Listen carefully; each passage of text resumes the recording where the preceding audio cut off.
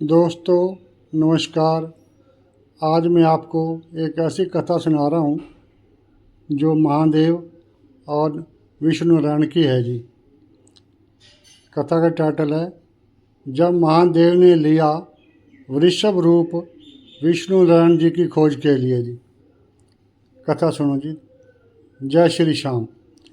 एक समय की बात है जब सृष्टि में अकारण ही घोर अंधकार छा गया।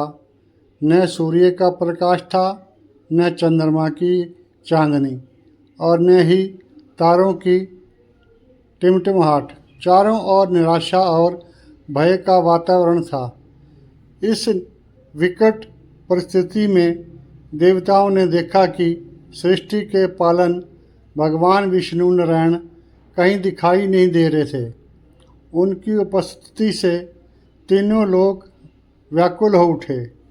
देवताओं ने मिलकर ब्रह्मा जी से प्रार्थना की, हे पितामह, सृष्टि अंधकार में डूब गई है और भगवान विष्णु कहीं नहीं मिल रहे हैं। कृपया हमारी सहायता करें। ब्रह्मा जी भी चिंतित हुए। उन्होंने ध्यान लगाया और पाया कि विष्णु भगवान किसी गहन तपस्या में लीन हो गए हैं और अपनी इच्छा से ही अंतर्ध्यान हो गए हैं। लेकिन उन्हें ढूंढना अत्यंत आवश्यक था, क्योंकि उनके बिना सृष्टि का संतुलन बिगड़ रहा था। ब्रह्मा जी ने देवताओं को साथ लेकर कैलाश पर्वत पर भगवान शिव की शरण ली। उन्होंने महादेव को पूरी स्थिति बताई और उनसे प्रार्थना की कि हे विष्णु नारायण को ढूंढने में उनकी सहायता करें। भगवान शिव जो जगत के कल्याण के लिए सदैव तत्पर रहते हैं, देवताओं की व्यवस्था सुनकर गर्वित हो उठे। उन्होंने अपनी योग माया का प्रयोग किया और ध्यान से देखा कि विष्णु जी कहाँ हो सकते हैं। उन्हें ज्ञात हुआ कि भगवान विष्णु गहरे ध्यान में समाधिस्थ हैं और उन्हें इस अवस्था से बाहर निकालना किसी साधारण जीव के बस की बात नहीं थी। तब भगवान शिव ने एक अद्भुत रूप धारण करने का निश्चय किया। उन्होंने अपने परम शक्तिशाली और तेजस्वी वृषभ रूप को अपनाया। यह वृषभ न केवल विशालकाय था, बल्कि उसके अंग प्रत्यंग से दिव्य ऊर्जा निकल रही थी। उनकी आँखें सूर्य और चंद्रमा के समान प्रकाशित थी और उसके सींगों में ब्रह्मांड की समस्त शक्ति समाहित थी। इस वृषभ रूप में महादेव पृथ्वी पर उतरे। उन्होंने अपनी प्रचंड शक्ति और दिव्य ध्वनि से पूरे ब्रह्मांड को कंपित कर दिया। उनकी गर्जना इतनी तीव्र थी कि वह तीनों लोकों में गूंज उठी और हर प्राणी के हृदय में भय और आश्चर्य का संचार कर गई। भगवान शिव वृषभ रूप में उन स्थानों पर घूमने लगे जहाँ विष्णु भगवान के तपस्या करने की संभावना थी।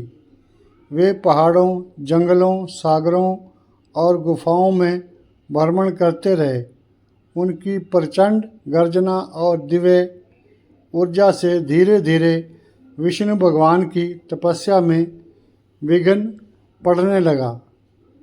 अंत में महादेव ने एक अत्यंत घने वन में एक गहरी गुफा के भीतर भगवान विष्णु को गहन समाधि में पाया। वृषभ रूपी महादेव ने अपनी शक्ति का प्रयोग करते हुए उस गुफा के प्रवेश द्वार पर अपनी तीव्र गर्जना से प्रहार किया। यह गर्जना इतनी प्रलभ थी कि उसने विष्णु भगवान की समाधि को भंग कर दिया।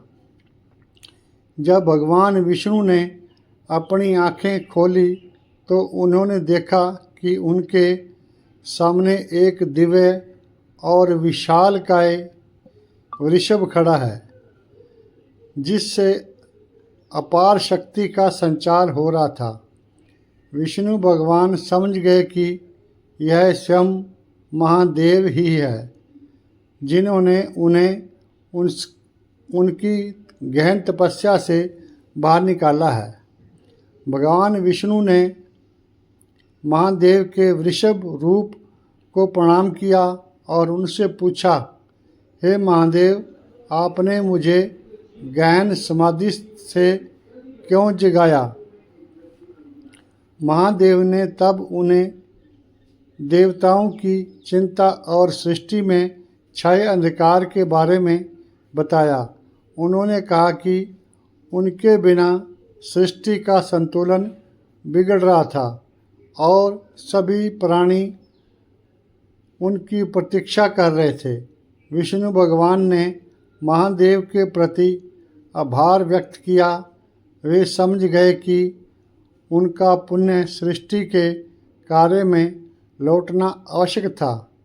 महादेव के वृषभ रूप के प्रभाव से विष्णु जी ने अपनी तपस्या पूर्ण की और पुनः अपने मूल स्वरूप में आ गए। उनके वापस आते ही सृष्टि में पुनः प्रकाश फैल गया। सूर्य, चंद्रमा और तारे अपने स्थानों पर चमकने लगे और सभी प्राणियों में नई ऊर्जा का संचार हुआ। देवताओं ने राहत की सांस ली और महादेव तथा विष्णु जी की संतुष्टि की। इस प्रकार महादेव ने अपने वृषभ रूप में भगवान विष्णु नारायण को ढूंढकर सृष्टि को एक बड़े संकट से बचाया। यह कथा महादेव के परोपकार,